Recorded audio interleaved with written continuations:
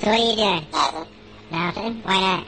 Trying to get on this Lifestyle Radio website. Sounds like a cool website. Yeah, it's alright. Oh, wait, I might have it. You might have it. You're listening to Lifestyle Radio. The opinions expressed during this show are those of the individual participants and do not necessarily reflect the opinions of their associated organizations or Lifestyle Radio.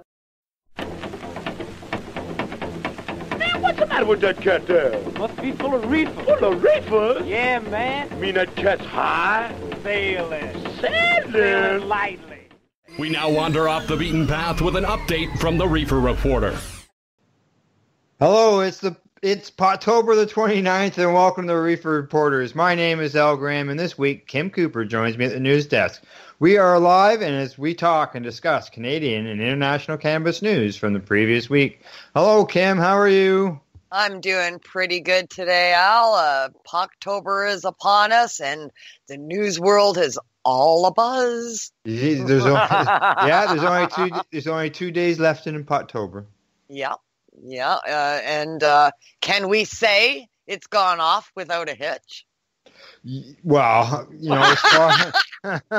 as far as hitch-wise, as far as the sky didn't fall, the cities didn't back up with traffic accidents, so on and so forth.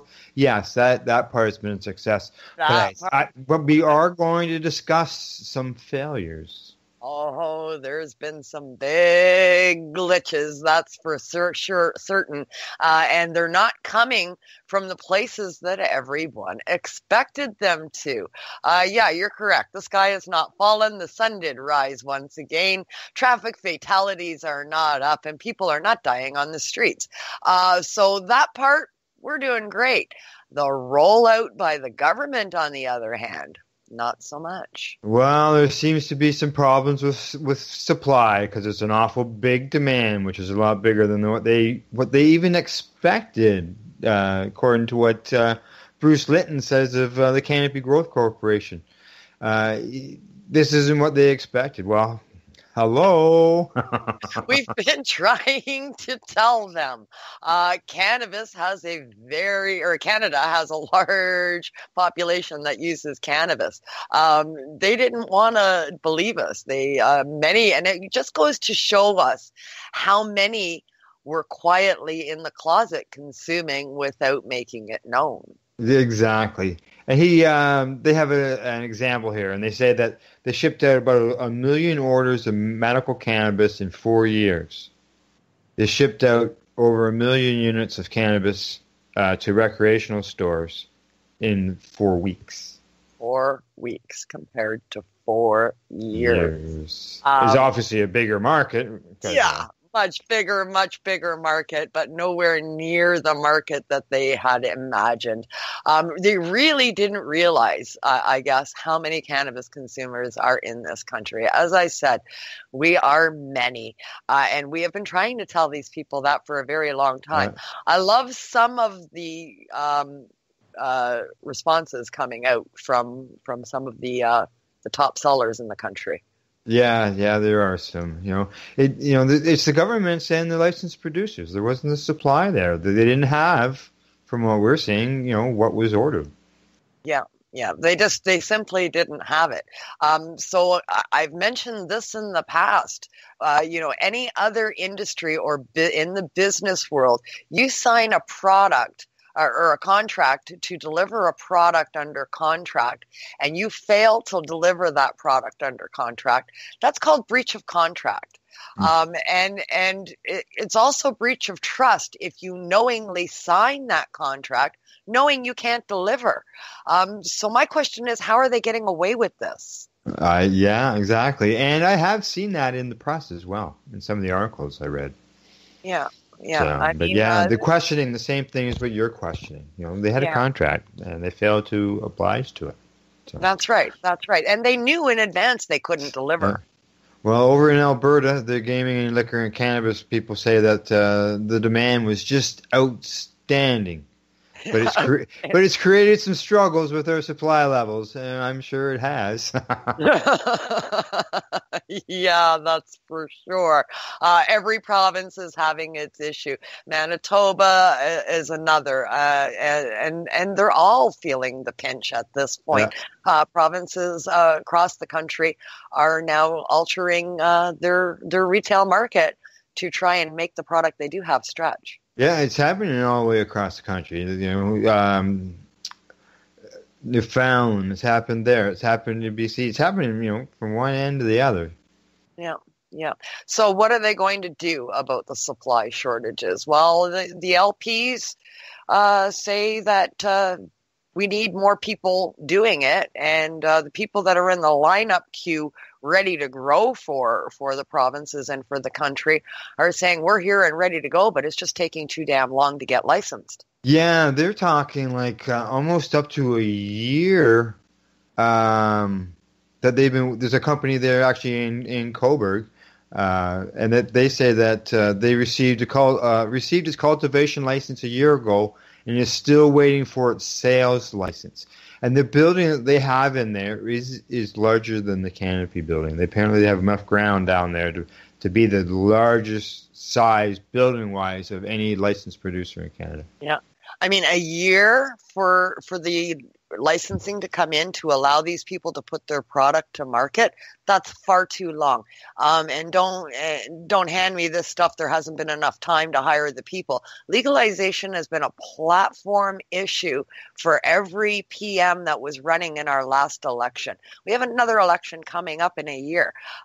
We've had 3 years to get this right. And we've had the 2 years prior to that while they were all on the campaign trail, and we saw this coming. Health Canada dropped the ball for sure. Yeah. Well, apparently after receiving a cultivation license, a grower must produce 2 full crops and then send them off for testing. Yeah. Yeah. 2 full crops. So another year. That's another year. They say that process can take over 340 days. So yeah, another year there alone. So they can say right now that there's 120 or 130 producers in Canada, but if there's only 60 that are able to provide cannabis for the market, those other numbers don't mean diddly squat right at this moment. Right. That's right. Right at this moment in time, the ones that are allowed to grow and to bring to market are just over 60 for the entire country. Yeah. Well, there's 132 producers in Canada, right? And there's a whole bunch more that are waiting. But as we just said, you're looking at a 2-year process. But they have to grow those 2 crops. Yeah, that's right.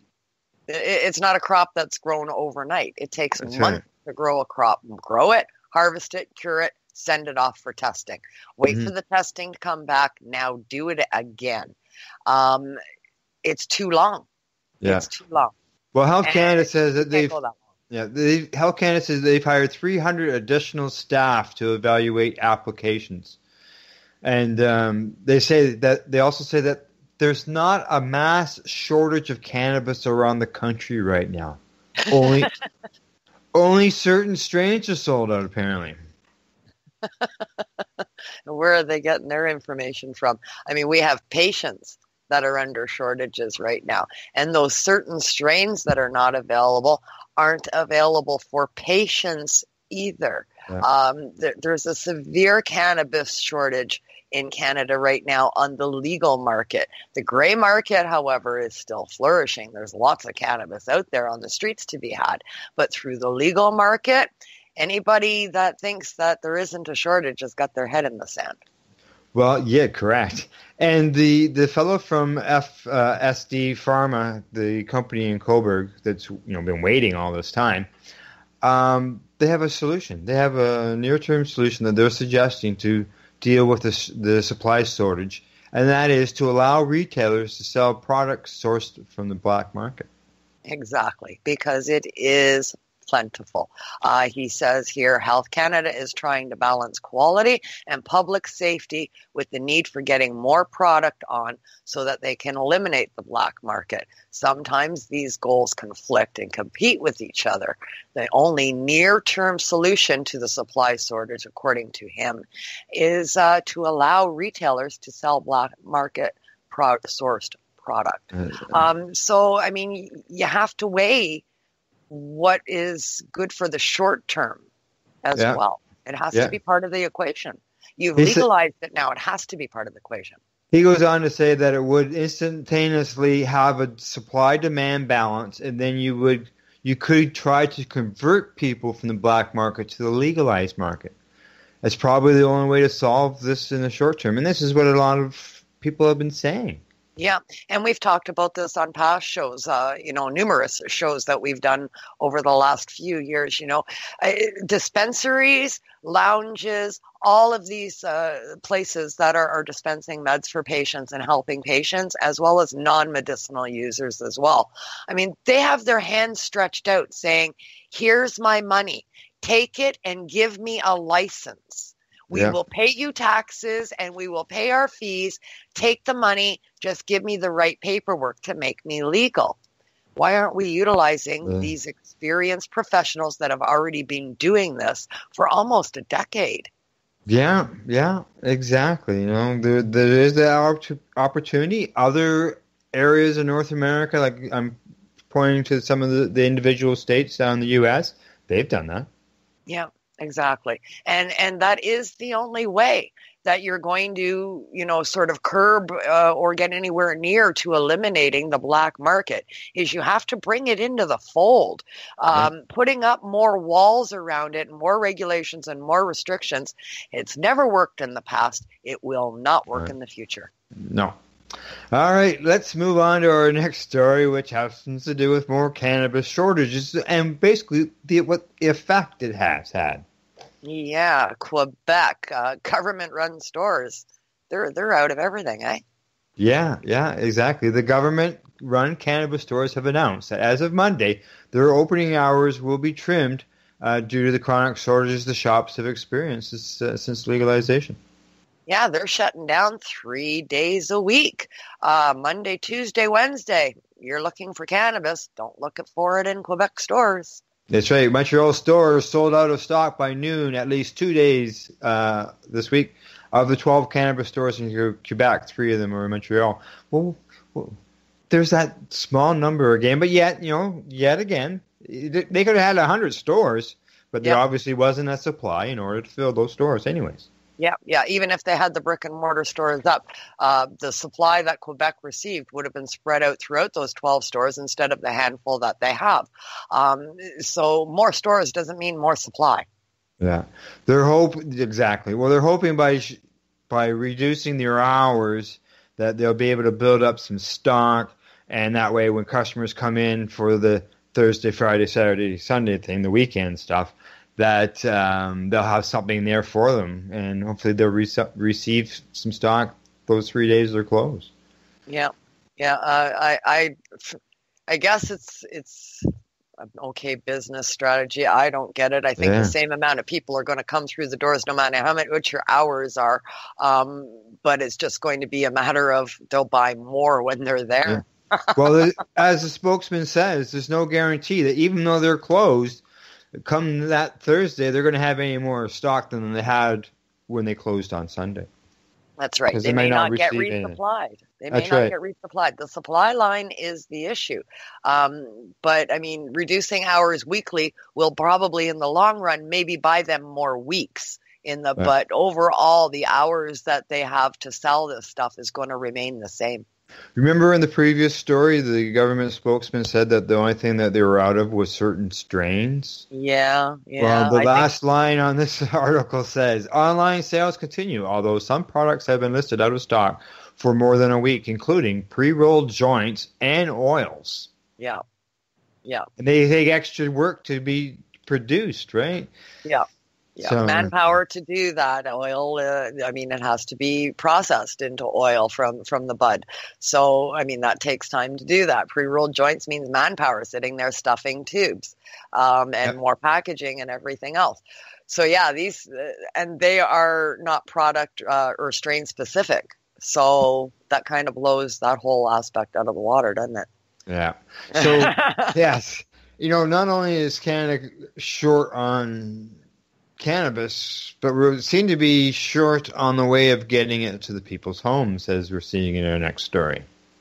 Yeah, it's been difficult for delivery processing because of the postal strike, and but that's not the only reason. No. Well, this is a City News article, and they say that their inbox has been inundated with complaints from viewers about the tardiness of the OCS and the delay customers have been experienced when it comes to receiving the cannabis in the mail.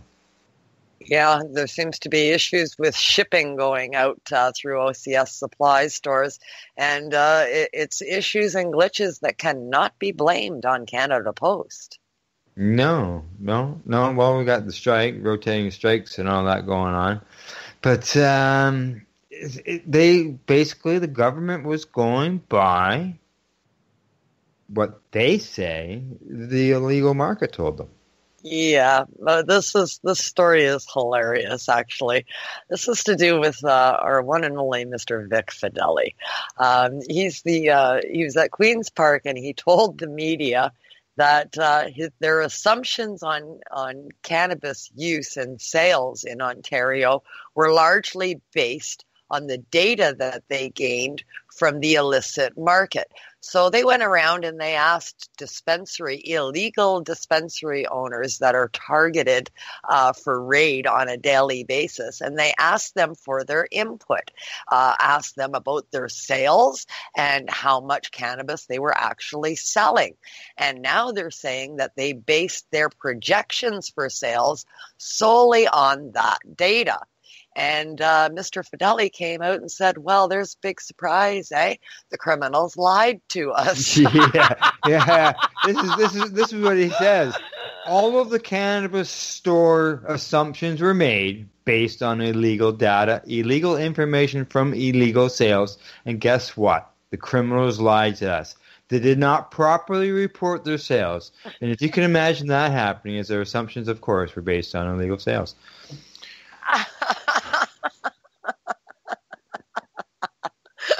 Yeah, okay, I'm going to freely tell you how much I'm selling through my illegal dispensary so you can come and take my house. Yeah, so what?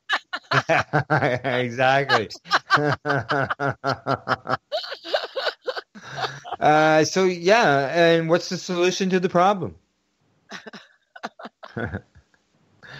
I'm sorry, I can't stop playing that Vic Fideli. I mean, of course, their information was flawed at best. But I mean, they should have done more research than they did about this. And they seem very surprised by the results. And I'm surprised by them being surprised.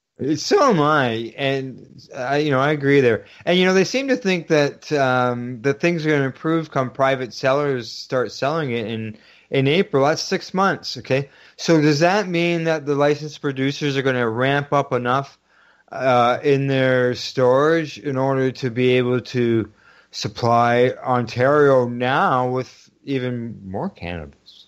Yeah, well, see, we come back to what we talked about at the previous story. I don't see how that's possible. Cannabis takes months to grow. Yeah. Harvest time is harvest time, and there's absolutely nothing you can do about that timeline. Mm-hmm. So they simply don't have the capacity at this point. At this point, I don't see they have a choice except to roll in the gray market supply. Well, as the fellow there from the company in Coburg, FSM, I believe, Pharma there, he agrees with you. Yeah. The stuff that comes from the black, there's a lot of stuff now. It's already comes from the black market that gets, tested here and there. Have it tested. Send it to the stores. That's it. Test it and then put it out there. If it comes back meeting or surpassing Health Canada standards, there's absolutely no reason the product shouldn't be on the market. Correct. Yep. So they're always saying how important it is to test it. Test the black market stuff and allow it to feed the customers that are out there that are, I'm seeing reports on social media of people who have been still waiting. They're waiting over 2 weeks now because it opened on the 17th. It's basically 2 weeks. and they're still waiting for their orders. That they ordered the first day of legalization. Like, would you go back to the same guy who told you to come back the next day and the next day and the next day and the next day for 2 weeks? Nope, and nobody will. Fideli was quoted as saying there was over 100,000 orders placed on the very first night of legalization, and that is certainly larger than every other province in the country put together. So Ontario is filled with cannabis consumers, Mr. Fideli. What are you going to do about it? Yeah, exactly. What are you going to do? All right. Well, as we know, it seems to be a blame game that's going on, as the article in the Leaf Cannabis News points out. That's their headline. Legal cannabis shortage becomes a blame game. Yeah, Canada's supply of legal cannabis continues to run shortfall on demand in some places. Medical cannabis users, non-medicinal users who can't find what they want in stores are starting to return to the black market already, they say. Oh, yeah, the situation is much worse for medical users as well, as many of whom are finding that their medicine is simply unavailable from companies that are catering to recreational and medical consumers. And medical consumers, that's right. But there is no provisions for keeping a backstop to allow the medical cannabis consumers continue to get their medicine. So there are shortfalls everywhere. Yeah. Oh, yeah, all over the place. And in this article, he goes on about the fellow there at FSD Pharma who is the process to become licensed is just too long. Yeah. On the other end of the blame game spectrum, of course, this article quotes Fideli once again blaming the black market for the failure of legal industry, which is just hilarious to me. People in the know, as well as people in the industry that are executives of some of these companies. Mm-hmm. They see the writing on the wall, and they are also in favor of bringing in gray market cannabis to the legal industry. The only roadblock is government. Yeah, exactly. And he points out in this article, on the other end of the blame spectrum, an Ontario government minister is blaming dastardly crooks for the OCS failure to deliver. I mean, that's Fideli in a nutshell, right? It's all our fault. Of course it's all our fault. It had nothing to do with your aptitude for getting the facts on the situation prior to all of this. They had plenty of time to do it. Faults nowhere but their own, for sure. I'm anxious to see how this is going to play out. Yeah, exactly. Well, as the article points out, everyone who's been paying attention to cannabis legalization in Canada, and there's lots of countries that are out there doing this, has known for some time now that the early supply of legal cannabis would never meet initial demand, at least not for all product types. Various economists types predicted this, and the media reported on it, so no one should be surprised. But everybody is, blown away by the demand. Yep. Governments of all shapes and sizes and of all levels are standing there scratching their heads. And everybody else around them is looking at them saying, okay, I'm baffled why you are baffled. We've been telling you this. Yeah. Well, they go on and compare this to a child. They say recreational cannabis legalization in Canada is an itty-bitty baby, just 10 days young. It can't pull itself up to a sitting position, much less crawl or toddle. Getting that bouncy baby bud to the point where it can walk unassisted could take months, maybe even years. Yeah, they could extend that metaphor all the way to toilet training, but I think we get the point. Yeah, I'd say so. All right, Kim, let's do one more article and then we'll take a break. All right, we'll stay on the bandwagon that we're on with Canada's legalization regime and some more of the problems that are coming up, and some of the things that people are talking about are the counts. That's right. Cannabis consumers across the Maritimes are raising concerns about the weight of the cannabis they're purchasing from government-run cannabis stores. Yeah, one product contained 0.96 of a gram, while another weighed at 1.02 of a gram. So nobody's really sure how much may be in the containers, and they're questioning the system that's being used to weigh it. Yeah, it says there was 4 different products that they had weighed. One was 2 were underweight, 1 was overweight, and 1 was exactly a gram. Yeah. Yeah. So it's questionable. My question is as well, like, were they from different manufacturers, and are these manufacturers using different methods? I'd be definitely, if that is the case, then I'd be interested to know what method the one that used exactly on, what were they using? Yeah. Well, former cannabis dispensary owner and last week's guest on the Pace Radio Show, Heidi Chartran, says she has seen the issue with products from licensed producers before, which is why she would always use a scale at her business. Yeah, and it makes sense, and that's another reason for storefront-operated business with not pre-packaged cannabis available that can be weighed on site, much the same as we do our fruit, produce, and sliced meat. Yep, she says the fresh cannabis buds were always weighed, and the scale was always available in front of the patient. It was getting weighed in front of them, so there was no surprises. And like I say, you package something, are they allowing it to dry completely right out? Otherwise, it's sitting, how long has it been sitting in that package? Exactly, and that's what Organigram has come out with a statement saying that they're out of New Brunswick, and they say the issue may not be the weighing of the product, but it may actually be related to moisture, which can cause evaporation. So if the plant loses some moisture over time in the packaging, that will influence the weight at the end product user's side. Yeah. They say that one person suggests that a label should inform customers there may be less cannabis inside than advertised.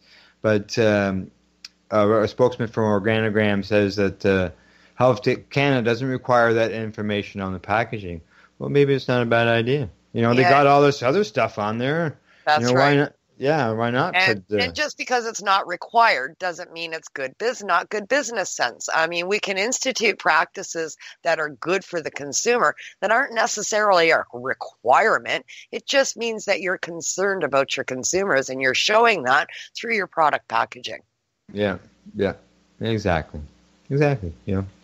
Care about your customers. Nothing wrong with that. Right. That's right. Okay, Kim, welcome. It's medication break time. It most certainly is. Okay. And as we do that, our listeners will hear a bit of a CBC report on Canadians celebrating cannabis legalization. And they'll know we're coming back when they hear a bit about some indica. You're listening to the Reefer Reporters. We are live here at lifestyleradio.net. Hey, this is Cheech. And this is Chong. And you're listening to Lifestyle Radio. What is it? Lifestyle Radio. Say it one more time. 420 radio? Ooh. Hang up and try again.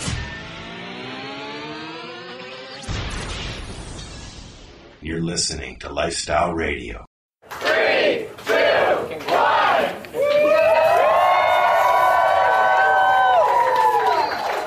Here we go. We did it. You did it, and your party is coming up. Here's your receipt. The first legal receipt issued in Canada. I feel great. The stigma ends tonight. Prohibition has ended right now. We just made history. Marijuana. Cannabis.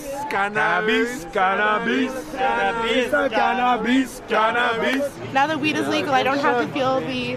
Legalization! I don't know the word, but it's not a negative thing anymore, which it shouldn't be. Voilà, c'est ça. My main goal was to be the first one buying recreational cannabis in Montreal. And why?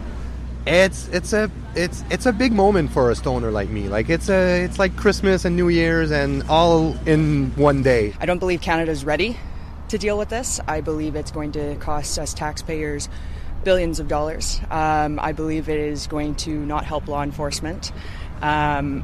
the laws in each province are not clear enough. I just want to see what they have. I'm actually a medical user, so this will be a brand new experience for me. So I'm hoping to get maybe, 15 grams of some Snoop Dogg approved kush or something. How did you choose your selection? I went for one of everything. Literally, I got one of everything, so I'm pretty excited about it. I think it's like a big deal. It's like a historical moment, right? It's like a crack in like the puritanical ideals of like the past. There's a certain aroma in the air I've been noticing more of. I myself am one of those people that also have a few concerns, but not too wholeheartedly, and I think everything will be all right. Been a long time coming, so I'm just here to do what I've done for such a long time and not have to worry about being prosecuted for it. Are you looking for cannabis news, education, and people's opinions? Are you looking to learn what Canadian and international cannabis advocates are doing, not only now, but what got them to this point in their lives, and what does the future hold for them? Do you want to learn how patients are using cannabis as their daily medication, or learn how their cannabis use helps them with their medical condition? If you answered yes to any of these questions, then I'm going to suggest to you to tune in to Lifestyle Radio. Catch their live weekly shows and have your questions and concerns answered and find the experience you're looking for. Monday, catch your weekly news broadcast with the Reefer Reporters. Then on Wednesday, get several hours worth of cannabis public education. We get things started with Cannabis and Coffee with Tamarawana. Finish up your evening with the award-winning Pace Radio Show with Al Graham and joint host Kim Cooper and Alicia Yashishin. No week would be complete without tuning into Friday night's program, the 420 Radio Show featuring Al Rapp and the 420 Radio crew, Mary Jane Baker and Marcel Gignac. Cannabis is a lifestyle, and you can catch all your cannabis lifestyle information right here at lifestyleradio.net or at our sister site, 420radio.ca. Indica, where are you? And Sativa, 'cause Amber's gone astray. Gone astray. And I need some of you today.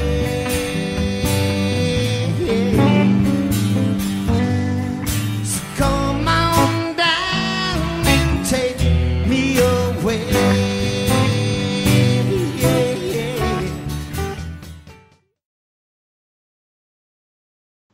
We're back from a medication session. That means it's now time for Northern Ontario Kim Cooper and myself to get right back to the news. Well, Kim, where are we starting off now? Well, we're going to stick in Ontario just for a few more minutes and talk about the differences between legal cannabis and black market. That's right. Yep. And you can be fined, obviously, for having that illegal cannabis that's been purchased from the black market. Yeah, many people are under the assumption, oh, well, cannabis is legalized now. I can just have pot from anywhere. Not so much. It's only legalized if it's purchased from the OCS. Like patients obviously have their legal cannabis. Say somebody buys some legal cannabis from the OCS and they gift half of that to a friend because they're going to gift it. And then how would that person be able to prove that one way or the other? Where's it from? Yeah, well, this is presenting a big issue for police officers in Ontario. They say they're really not sure how they're going to go about enforcing this. Not part of the article, but I have heard on a personal note through some of the lines that cops are asking, what does the excise tax stamp look like?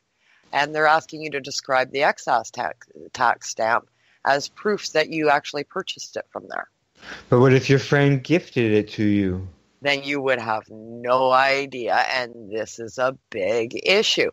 How do you enforce a law that you have no proof of that something took place? Yeah, that's right. Well, as they say here, black market cannabis remains illegal and to be blunt, police services are struggling to determine how to differentiate between legal and illegal and enforce drug possession laws. Yeah. Yeah. One of the police officers in, I believe it was from Orangeville, he said it used to be either you had a medical license or it was purchased illegally, period. Now, Right. you just don't know. Yeah, that's right. He goes on to say that proving that the cannabis was or wasn't purchased through the OCS may prove a challenge. The rules and regulations may evolve to add more clarity, but at this time I see that as being a challenge based on the information we've been given to date, and that's according to Police Constable Scott Davies. Yeah. And they're not getting any guidance from the feds or the province on this either. No. Because there is no guidance to give. Nobody has the answer. So there's how can I, okay, this tomato came from whatever, Walmart, and this tomato came from Independent. There's no way of knowing. The Walmart one will have a stamp on it. Yeah. Okay. It's, police departments in Orangeville and Shelburne and other places, what they're going to do is they're going to do it on a case-by-case basis. But I would think that if a person has a large quantity, they would go with it being from an illegal end, unless somebody went in, purchased the 30 grams, and they went to another store, purchased another 30 grams, and then went to another store, purchased, and then they have to get rid of all their packaging, all that type of stuff. I don't know. Yeah. And I mean, that scenario, I don't see it happening at the OCS prices. Oh, really? So, I mean, that might come into play. How can you afford all of this?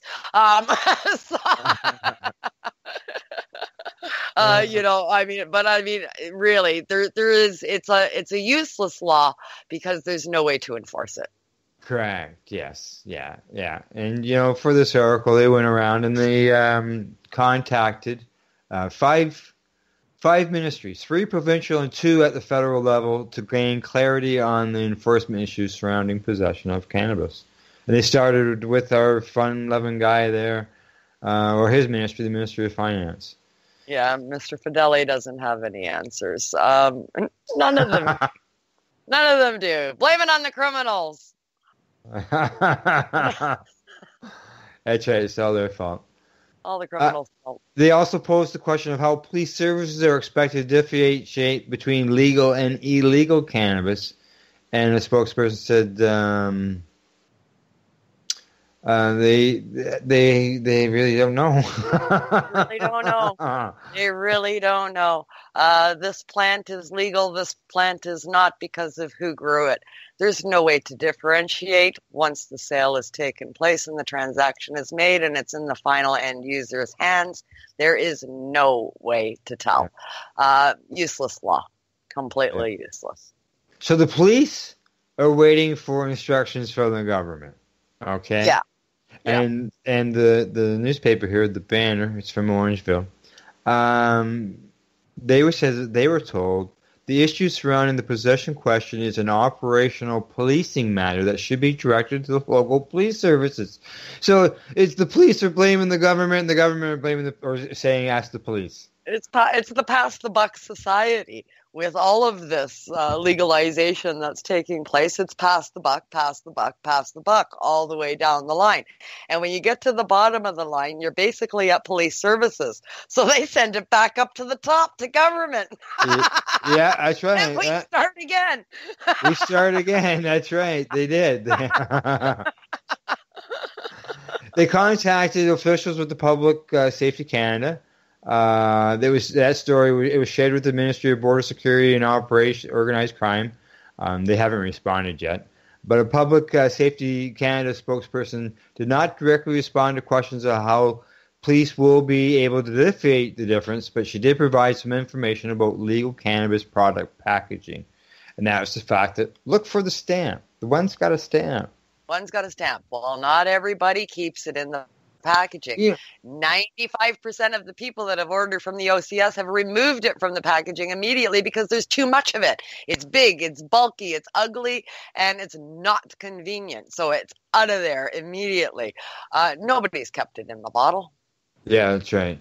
And the thing, too, about this stamp, okay, when you buy a pack of cigarettes, what do? You open it up, you rip the label, you rip that cellophane off, all that, and that all goes in the garbage, right? That's right. That's right. And that's the stamp. Just so That's the people stamp. out there, it's just so you know, that is the stamp. It's identical to that little white piece of paper that's attached to the one side of your cigarette package and the top or the bottom of your cigarette package. And it makes it not open until it's broken. Well, that thing that you peel off, that little white paper on the top of the leaf, the maple leaf, it says cigarettes. On the cannabis excise tax, on the top of the maple leaf, it says cannabis. Yeah, And they say. that's the excise tax stamp. Yeah, it says here that each province and territory has a different colored excise stamp. The packaging will also include mandatory health warning messages and the standardized cannabis symbol. Adults now have access to legal supply of cannabis, and we expect they will respect the law and purchase it legally. For those under the new legislation, individuals can be ticketed for the unlawful purchase of cannabis, and you end up with a $150 fine. No jail time or criminal record. Yeah, that's right. That's right. But once again, how do they prove it? They can't prove that it's not legally purchased. There's no way to do it yet. So once again, one of the things that'll get dropped off in the end because it's a nonsensical law. Yeah, exactly. And lots of nonsense going on around Ontario these days. They say that there is a reverse onus built into certain sections of the Criminal Code, Highway Traffic Act, and Compulsory Automobile Insurance Act. And they said, for instance, if police were to stop a vehicle and the motorist can't prove purchase of insurance, officers can lay a charge. That's happened to me like 40 years ago. The onus is then put on the motorist to provide proof of insurance to the court. So could this here be something that's been reversed where you're going to be charged? It's up to you now to prove that package of cannabis is legal? I suppose, but I mean, how can you, all you would have to do is make one purchase from an OCS store once a month and say that's the same stuff. Mm-hmm. Right?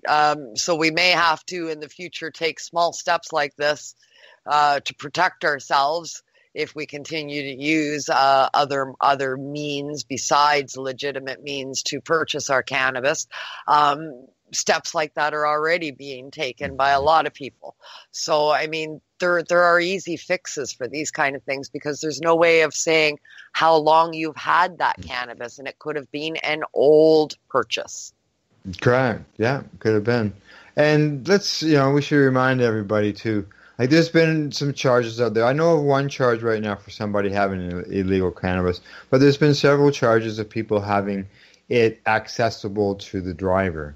Yeah, now this is annoying to me. To anybody that's received one of these charges, give yourself a pat on the back. That was pretty stupid. It's been clear what the regs are.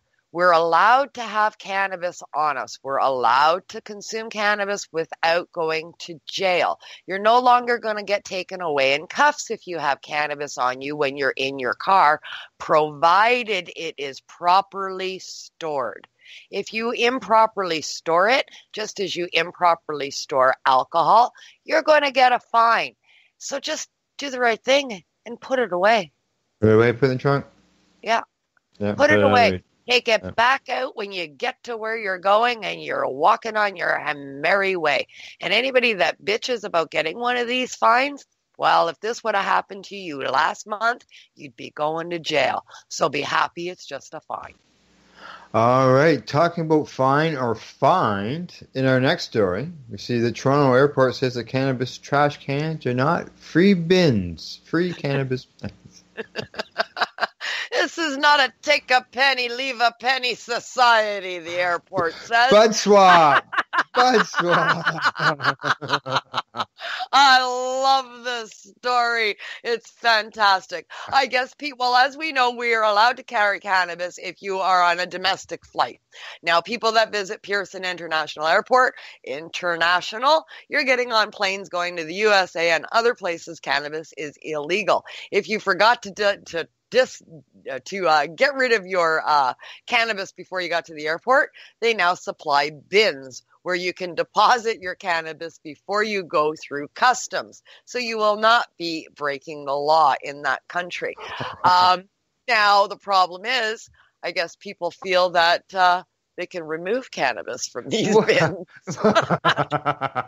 Look, okay, within the article, there is a picture of the sign and the bin, okay? Yeah. And this looks like a bin that's probably, 15 inches wide, 20 inches long. It's probably, 2 feet high or whatever, with a big plastic bag. It's like it's like a garbage can without a lid on it, right? It's an office garbage can with no lid.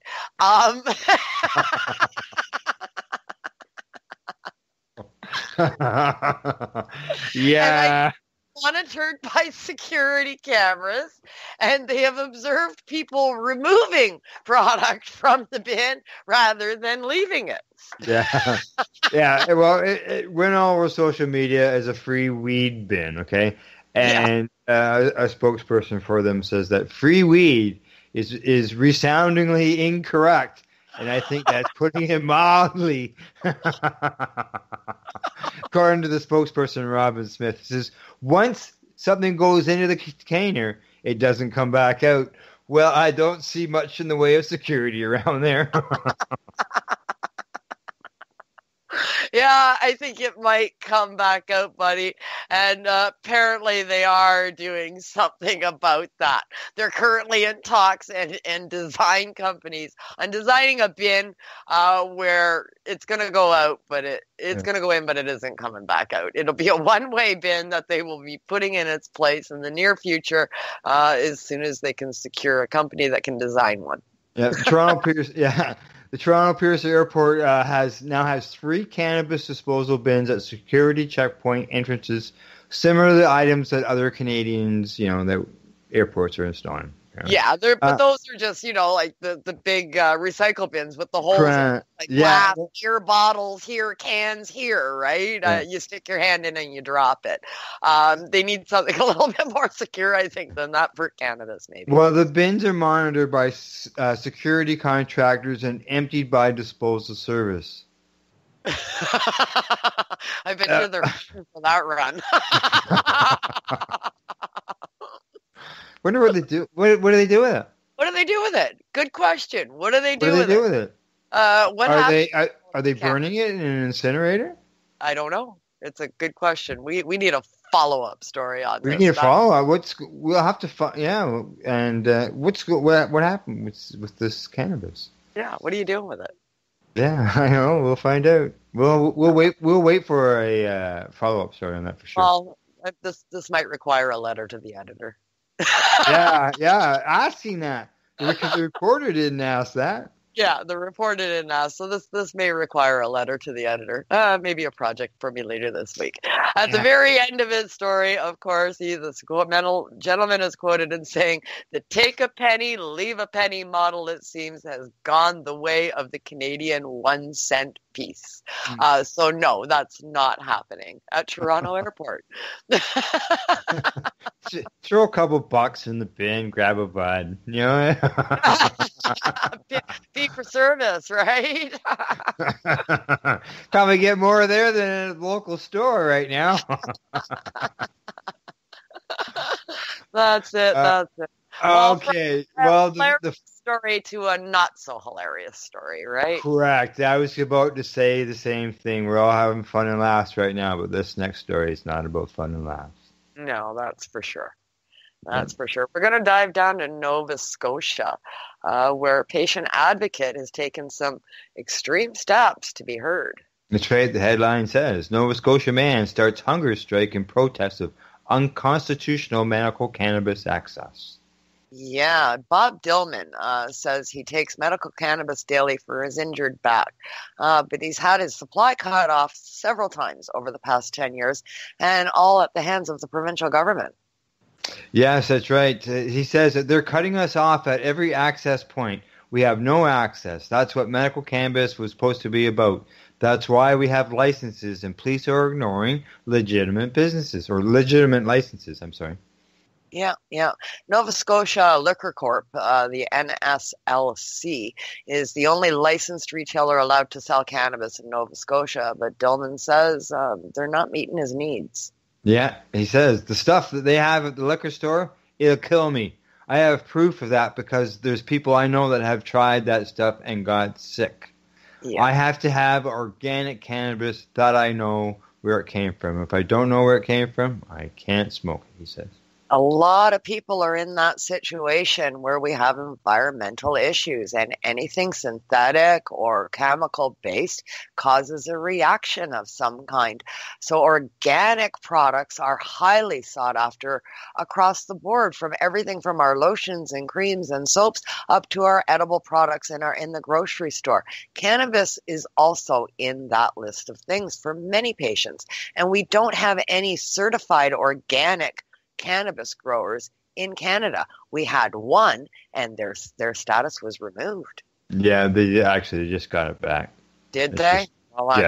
Just okay. So if they've just got it back, where's that supply? It's not ready. It's not there. Given the fact that they have lost it on one occasion, can a company like that with a medicine be trusted? It makes a person wonder. Yeah, well, they say, if it's, you got to test. So, well, just so you know, Chris Backer, the vice chair of Maritimes Unite for Medical Marijuana, he agrees. As much as the government would hate to admit it, they've been kind of thrown to the patients under the bus. Recreational cannabis is all they were really worried about. And he's attributing that to because the focus this week all on medical not on medical cannabis, but on the recreational stuff. I mean, medical cannabis has absolutely been thrown under the bus. Chris is right, and patients across the country have been saying the same thing. We fear for medical cannabis patients in the future, and in the last 3 weeks, we have seen that come true. We are definitely at risk because of recreational system. Provinces and companies across the country are running out of patients' medication. Where does that leave us? Yeah. Well, he hopes that the hunger strike will push government to hear out concerns raised by medical cannabis users and allow independent dispensaries to reopen. Back to the fellow from OSD Pharma saying the same thing. Allow those places to open. And Mr. Dillman goes on to explain this to me. How this can be, or I am not going to eat one scrap of food. I'm just going to drink water and tonic water. That's it until I get hurt. Yeah, and a small update on that. I've been following the story, and he is starting to now exhibit extreme bruising across his body from the lack of protein and the lack of food. That's what happens to the body when the body starts breaking down from lack of nutrients. He's not doing well, and his hunger strike is continuing. And so far, from what I heard as of yesterday, at least, I don't think anybody from government has even contacted them. Yeah, I haven't seen anything yet. So yeah, we'll keep an eye on that. I'm sure there'll be something out in the next week or two. Yeah, one way or the other. Yeah. Yeah, for sure. Yeah. So my heart goes out to Bob Dillman. Please, if you can support Bob, go online. I know he's got a social media is going at Higher Living Wellness is showing support and monitoring Bob's progress during this, and just support in being there and sending out well wishes and all of that, as well as contacting your MPs and your MPPs and letting them know that this is happening and that government has not responded at all, and perhaps urge them to bring it up in House Commons. Yeah, good idea. If you can't go at them directly, go to your MP and bring it up. That's right. Get other MPs from across the country to bring this up. Why isn't this man's home province reacting to this, and why does the rest of the country have to stand up? It should be addressed in the House for sure, and hopefully other people reaching out to their MPs and their MPPs will progress that. That's right. Well, we're going from one patient who's dealing with an access issue to another story of another patient who is also involved with, dealing with dispensaries being shut down and patients losing access. And that involves our very own Alicia Yashishin of the Pace Radio Show. Yeah, Alicia Honeycrisp on Facebook and other social media avenues is part of this, or is the lead in this story. And yeah, she had a thing on Saturday, right? Yes, yeah, as the headline says, medicinal cannabis users organizes protest for unlicensed Saskatoon dispensaries forced to shut. Yeah. She had a protest that she organized. I know I was going to try and chime in with her that day, but things got too hectic and I was unavailable to go. I'm glad it got covered by the local news and that she had a pretty good turnout. Yes, she did, yeah. Alicia credits medicinal cannabis for keeping her alive after she says she developed Crohn's disease following a bad reaction to a prescription drug, which resulted in anorexia. You can relate to that, can't you, Al, the Crohn's disease? You sure can, and talking about being thin, I stepped on the scale this morning, but keep going. Alicia, who's the acting director at the Saskatchewan Medical Cannabis Association, she organized that rally, like you said, on Saturday, in response to the fact that the dispensaries were shut down in the city last week.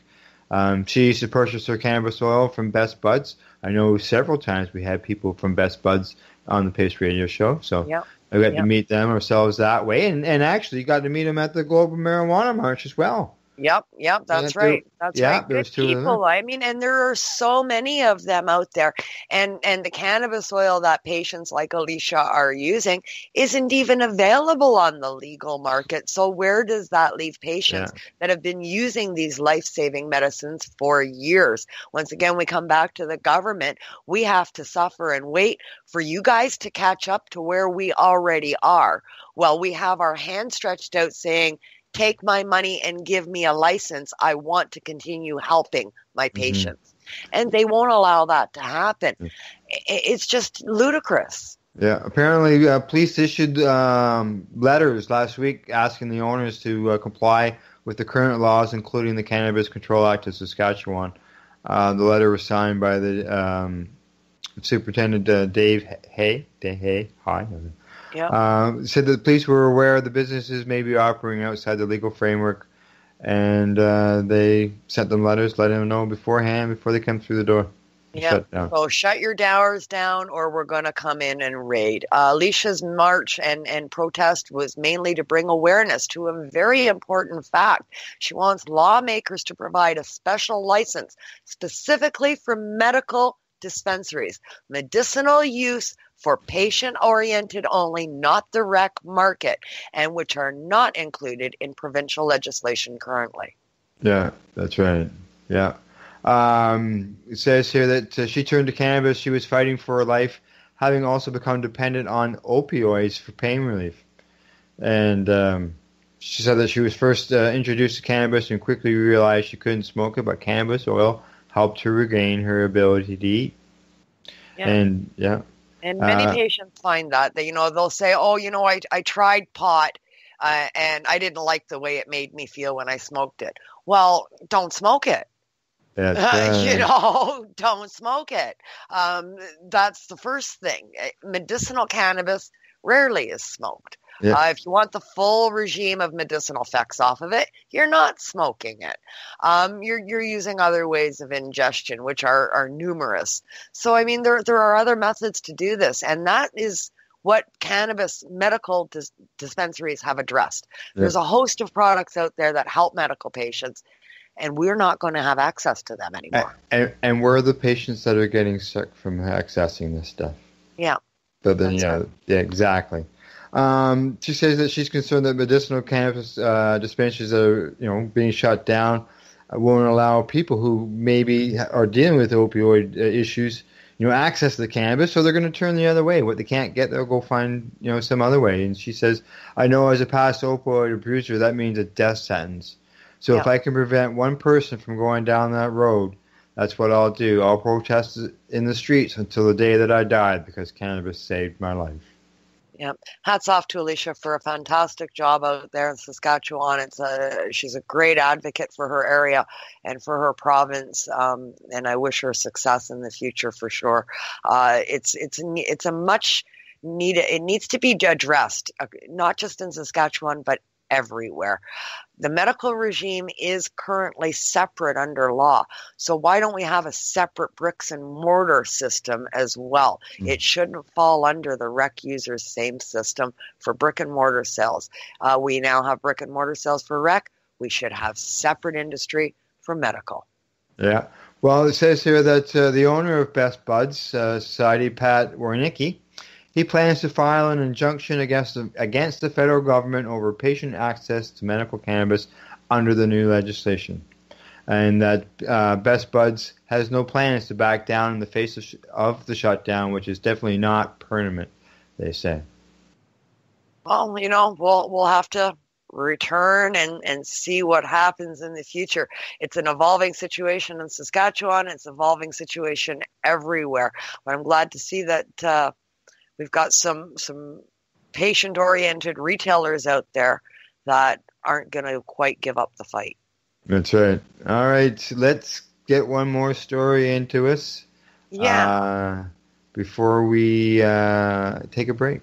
Yeah, sounds good. Let's talk a little bit about a past Pace Radio show guest we had on, the lovely Virginia Vidal, who is the curator and owner and inventor of Mary's Wellness and Mary's Tea.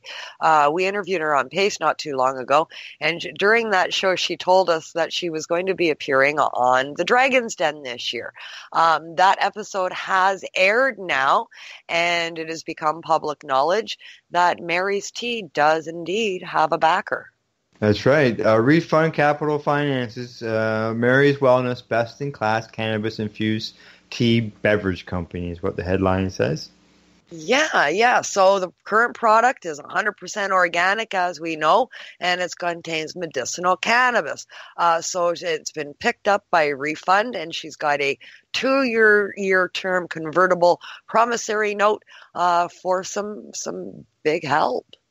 Yeah. Refund and Mary's Wellness signed a 2-year term convertible secured promissory note on October the 17th for $1 million at an annual interest rate of 12.5%. $1 million investment from a dragon on Dragon's Den. That's pretty exciting for Virginia, I'm sure. I can see this company taking off and exploding. It's a fabulous product line, and it's great to see a good old Ontario hometown girl succeed. Mm-hmm. Yeah, they mentioned here in the article here about the Dragon's Den as well.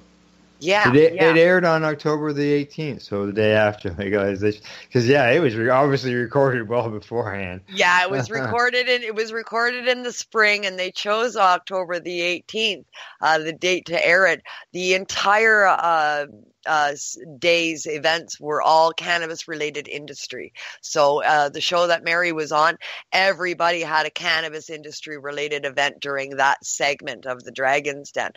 So it was great to see her get a deal. Yeah. I'm just trying to see here. They don't mention which dragon, though. No, they don't. I guess we would have to look up whoever owns this refund investment, whichever dragon owns that. I neglected to do that earlier, but I will look into it and I'll post it online later. Yeah, cool. Yeah. All right, let's take that second break. Awesome, sounds good. I'm about ready for a medication break. That's right. Okay, so another medication break. Kim and I will be right back after our session. Meanwhile, you guys, our listeners, will hear more of that CBC report about Canada's cannabis legalization celebration. And then, we're coming back when you hear more of that song, Indica, from... Oh, I knew I was going to blow it. I'm trying to think of the name. I can't get it all right. Acoustic Hookah. You're listening to the Reefer Reporters. We are live here at LifestyleRadio.net. So what are you doing? Nothing? Why not? I'm trying to get on this Lifestyle Radio website. Sounds like a cool website. Yeah, it's alright. Oh, wait, I might have it. You might have it. You're listening to Lifestyle Radio. A year and a half ago, I, on behalf of our government, was pleased to introduce the Cannabis Act into the House of Commons, and today pleased to sit here and mark this historic day, and there is no question that the world is watching Canada. We will be proposing another new law to make things fairer for Canadians who have been previously convicted of simple possession of cannabis. So today, I am announcing that the Government of Canada intends to present legislation which, when enacted, will allow these individuals to apply for a pardon as long as they have completed their sentence.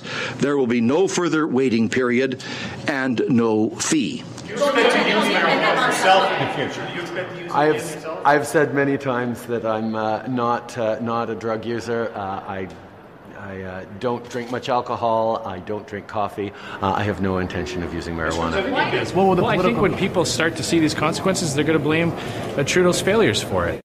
When we hear concerns about health experts and the access by young people who are still undergoing brain development, having now access to this to marijuana, we're going to start to see the pushback, the anger from Canadians who are concerned that the government has adopted this approach.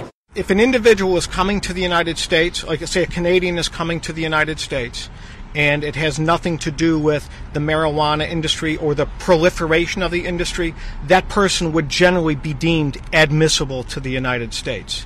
If they're coming to the United States, a Canadian citizen with the express interest to facilitate or develop the marijuana industry, they would generally be deemed inadmissible.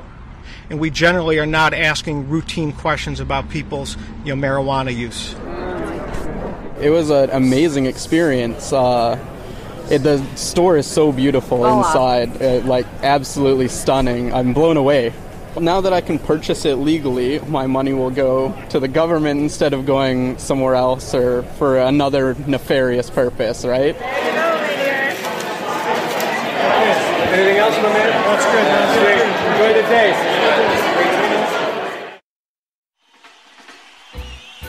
Tune in to DJ Passion from the land of Ganja, the island of Jamaica, when he comes to you live every Saturday night at 8 p.m. Eastern Standard Time, here on lifestyleradio.net.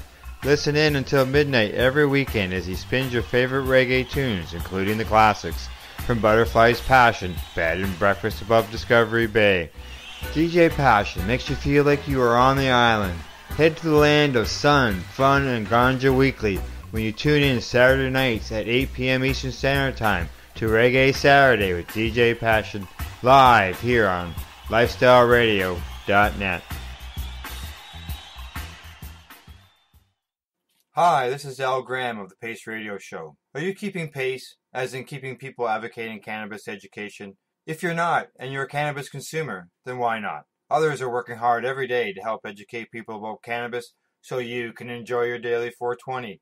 Get involved and speak out. Be loud and proud so that you can keep pace. Tune into the Pace Radio Show every Wednesday at 8 p.m. Eastern Standard Time to hear about people advocating cannabis education here on lifestyleradio.ca. Indica, where are you? Sativa, you've been gone an hour now.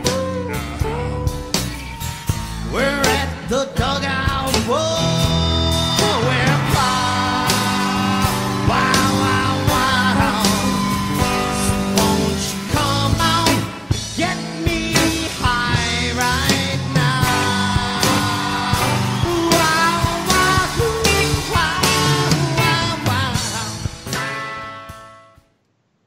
Hey, we're back from our medication session, and it's time for Kim and I to get back into the news. Hey, Kim? Yeah, sounds like we're going to dive right on down into the U.S. of A. That's right, and as some people may be aware, I would think if you were a U.S. citizen, you'd be aware that it is election time going on down there. There most certainly is a big election. It's the midterms in the Correct. United States. And a lot of people disregard the midterms, but it's very important to vote in the midterms down there. Yeah, there are, and because there is legislation in a few states for legalization as well as the medical cannabis. Yeah. Cannabis is on many of the ballots through the midterms this year in several states. So lots going on down there. Yep. Well, the 5 best U.S. House reps on the cannabis policy. We have a list here to quickly review. Yeah, the number 1 is Cory Booker. Cory Booker. Oh. Cory Booker, isn't that the number 1 person, Cory Booker? Uh-oh, we may have 2 different lists. Uh-oh. Okay, you go ahead. Okay, all right. The one I've got here is Jared Polis. He is he's where, in Colorado? Yeah, he's a Democrat. He's first elected in Congress in 2008 and has been a champion of cannabis reform ever since.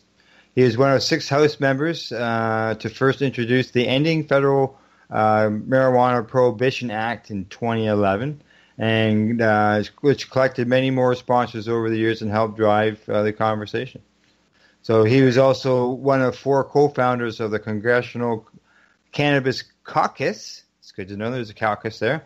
A group of lawmakers who coordinate an effort to defend state marijuana laws and bring down federal prohibition.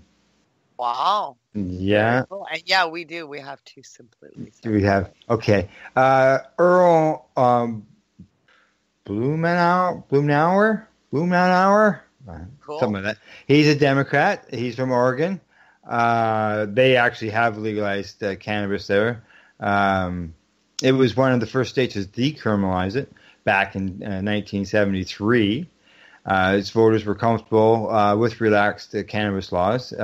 He represents them well in Congress. He's co-founding the Congressional Cannabis Caucus, and even delivering the Cannabis State of the Union 2018. So let's see who else. Dana Rockenbauer.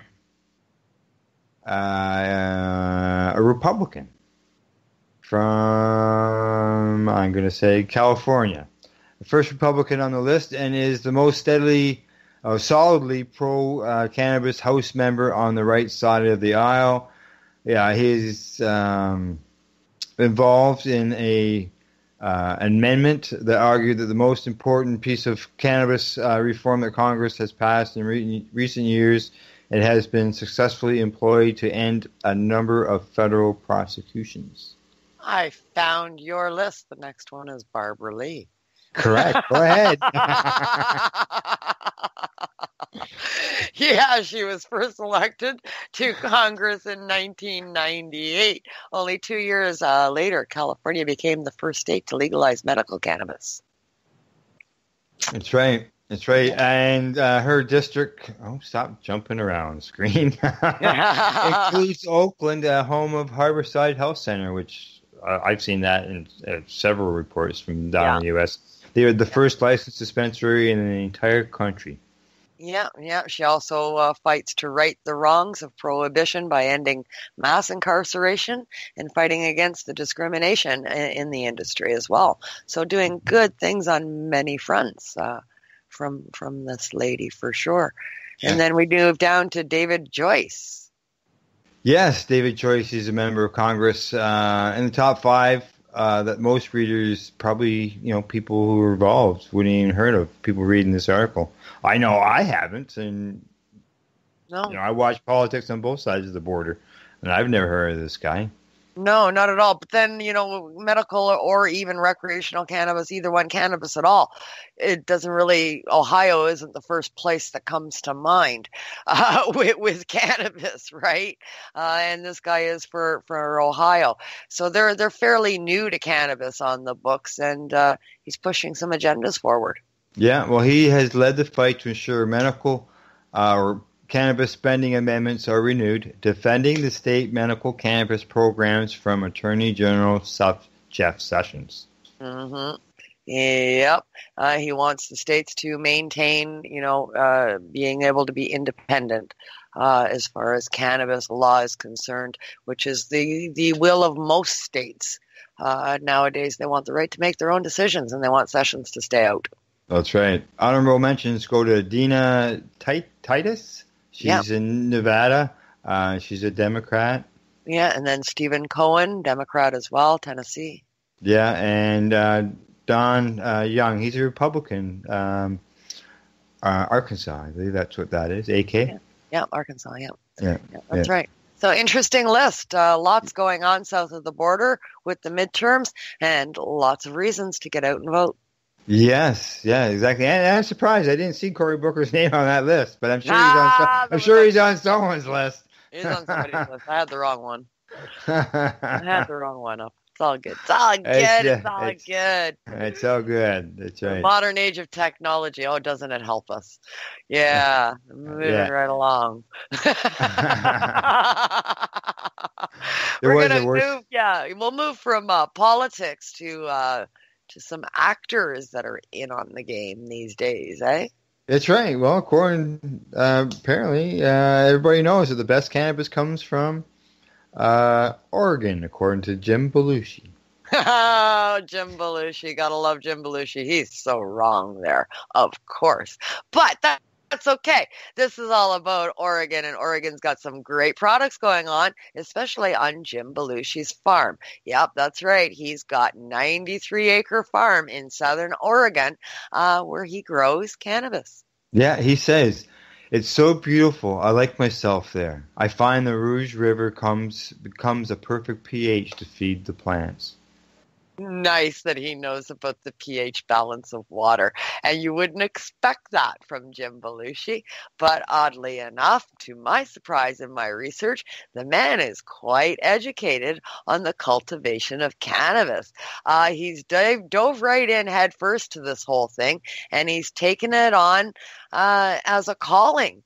And he's created this 93-acre or 98-acre farm, and he's producing some great stuff. Yeah. Well, he says that his operation is relatively small. His most recent harvest, 600 pounds. 600 pounds. Small. Small on the grand scheme for sure, but a large operation nonetheless for anybody else that's listening, that's a regular folk that are growing in their home gardens. So that's quite a nice size operation to get him started. Yeah. I'm sure it's the beginning too for him. He's got 6 different strains, and he has a label. It's called Belushi's Private Vault. It's so cute. I love the way these guys are getting in on it. All of them are getting in on it now, I think. Yeah. He likes a strain called Cherry Pie. Cherry pie. I'm not going to get into why. Okay. I'm not going to get into. I just got caught up. Yeah, don't get into why. He's working on a new strain, and it's going to be released next year. After he's cultivated it by a friend, and it's called Captain Jack in the 70s.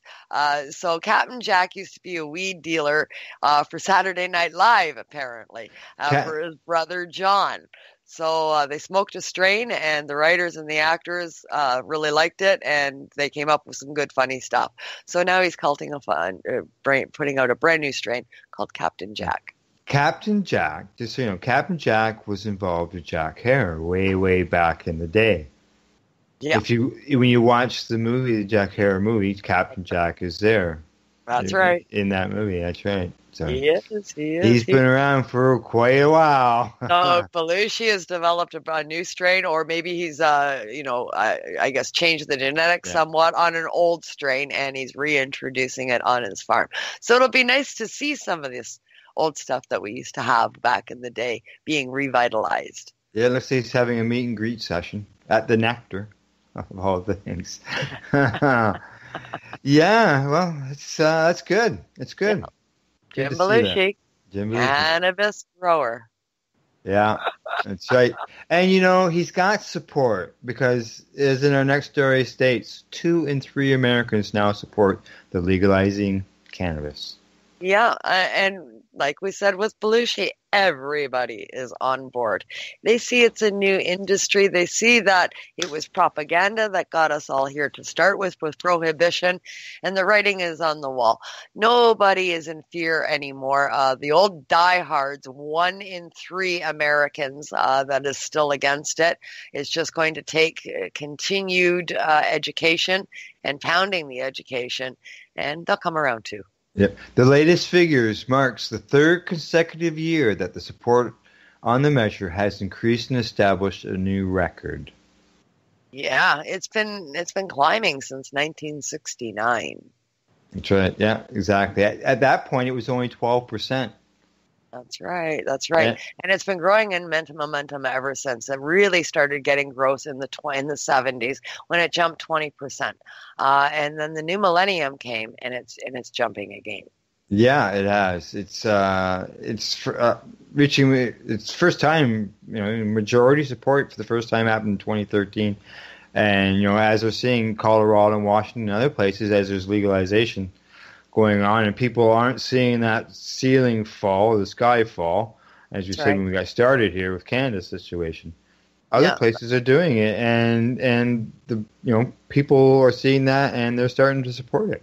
That's right. And it's important to note Canada is also mentioned in this Gallup poll. The poll was taken between October the 1st and the 10th, which was prior to Canada legalizing cannabis here. So I would think that after 3 to 4 weeks of legalization in Canada and the sky still not falling, I bet you the numbers increase again. Yeah, well, we were talking about the elections earlier. They say here that voters in 4 states are voting this year on measures to allow for recreational or medical use. Yeah. I mean, it's becoming a global initiative, which is wonderful to see. A lot of different regions, different countries, different states, we're waddling our way through this. Some are doing better than others with waddling our way through this. But, like the other article says, we're in our infancy here, and we're learning to walk, and we're learning to crawl, and we're learning to pull ourselves up. Some will develop faster than others, just as we see with children. Let's hope Canada remains at the forefront of that development. Yeah, well, they say here that 75% Democrats support it, 71% of independents support it. And this what puzzles me is the business-minded Republicans, just barely even half of the people support it, 53%. 53%. How can the business community? Well, I think the only explanation for that is the business community that is polled on this have vested interests that would be harmed by cannabis legalization. Is the only thing that makes sense for such a low number to come back on that. Is that the ones that are against it still, their current vested interest would take a hit. Well, yeah, exactly, because every age category supports it, even those 55 and older. People look at the older people as being a negative on this, but they grew 10% over the last year. It's at 60% now. 60% of the people that over 55 do support the legalization of cannabis. Yeah, well, that's right. Well, I mean, the alcohol industry, the pharmaceutical industry, even the oil industry is fearful of cannabis. I bring oil into it because cannabis acceptance and legalization means further production of hemp because they are so critically tied by society. One affects the other. And that growth will hurt oil as well. So I think a lot of the disconnect comes from there. Yeah. So hopefully, down the road, Trump's a businessman. How come he's not legalizing? Look at his ties. Yeah. Exactly what I just said. There's others you're currently vested with, they get harmed, and that's who they have to protect. Yeah. Okay, let's get our last story in this here. Yeah, going to go across the globe. We're the other end. Way over the other side. We're heading way over to Thailand. Yeah, Thailand. I mean, Thailand, yes, an Asian country over there is looking at legalization of medical cannabis. That's right. And apparently, is the rest of Southeast Asia far behind? Well, they won't be. And I think that's the thing. I think it took one of them. I mean, Asia is a touchy situation over there with cannabis. In some parts of Asia, it's life in jail. You could lose your life. It's a drug like heroin or opium or any of the other harsh ones. It's no different. It's on the same scale. So it's not accepted in a large part of that world. They just don't want it. So Thailand doing this could change the direction for a lot of places. It sure could make a lot of difference in people's lives too, by what I'm seeing here.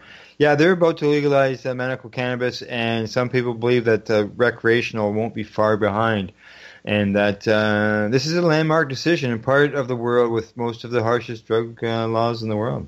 Yeah, So, yeah, you can. Thailand's got the largest prison population, 6th largest in the world. Yeah, and most of it is from drugs. Yeah. Inmates convicted of minor drug offenses make up the largest percentage of that population. Yeah, they're worse over there than they are in the United States. I mean, we're yelling and screaming and bitching and complaining about the way that prisoner is happening, increasing in the United States, but they're barely catching up to what's going on over in Thailand, where nobody really sees anything because not a lot gets out of there either. But, the stats show us who are behind bars. So this could mean a huge change of life for many in Thailand and change the shape and the face of Asia. Yeah, well, 15 years ago, they were shooting them. Yeah, that's right. Yeah, and for cannabis. Yeah, exactly. For cannabis, you're shot. You're dead now. That's it. It's over. No trial. No nothing. I mean, it's an evil situation that's going on over there, and people are mainly blind to it because we just don't hear about it on the daily news like we hear about things that are going on in North America and even in Europe. But I mean, over there, it's quite critical. So people have to wrap their brain around how huge of a milestone that this is for that part of the world. Yeah, they talk about the penalties like that, but yet it says here that cannabis has been part of Thailand's culture for centuries.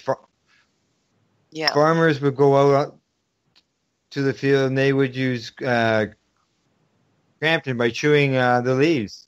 That's right. And then the war on drugs came, which was largely initiated by the United States and is still carried on by the United States. But it's happening in the places that the United States feels the drugs are coming from. And that's places like Thailand and Venezuela and all of these other places that are in Colombia and that do the major importing. And cannabis got rolled into that because of the United States. And the citizens there have been paying the price for that ever since. So I'm really happy to see Thailand standing up and taking a stand and saying, no, we're going to take this off of there. We're going to get back to it being a medicine, and people are going to stop going to jail. Yeah, because in other places it's a lot worse. Philippines, their president has cracked down. It's left more than 12,000 dead. Most of them gunned down in a wave of extrajudicial killings that spiked. In Malaysia, a 29-year-old man was recently sentenced to death by hanging for selling cannabis oil for medical use on Facebook. Yeah. I mean, this kind of shit goes on over there, and we just don't hear about it. And it takes an entire nation like Thailand to take a stand for other nations like Malaysia that are doing these things, and places like Burma and Vietnam. They will take note of what Thailand's doing and saying, okay, well, we have to look at this again then. Yeah. Because in Indonesia, 10 grams gets you a bullet. Yeah. 10 grams. Imagine that. And here's us fighting to have a doobie in the park. Yeah. I mean, wrap your head around that. These are the struggles going on the other side of the planet. if we are in our infancy on this, then where does that leave them? This is preconception. So tough. It's tough. They've got it tougher in other parts of the world than we have it here, and they're taking milestone steps in strong countries with good leadership that are making an effort to change that, and it's great to see. Yeah, it is. Yeah, let's hopefully they're successful, and others will follow suit. For sure. Okay, Kim, that's it. That's it. That's all. It's been a busy week, and we're not done. Well, that's our that's right. That's our Reefer Report for October the 29th, 2018. And in closing, we'd like to say thank you for listening. If you enjoyed it, please share it with your coworkers, your neighbor, and the prohibitionist down the street. Until we do this again next week, don't forget to educate, medicate, and do not incarcerate. Mark, catch you later. So what are you doing? Nothing. Why not?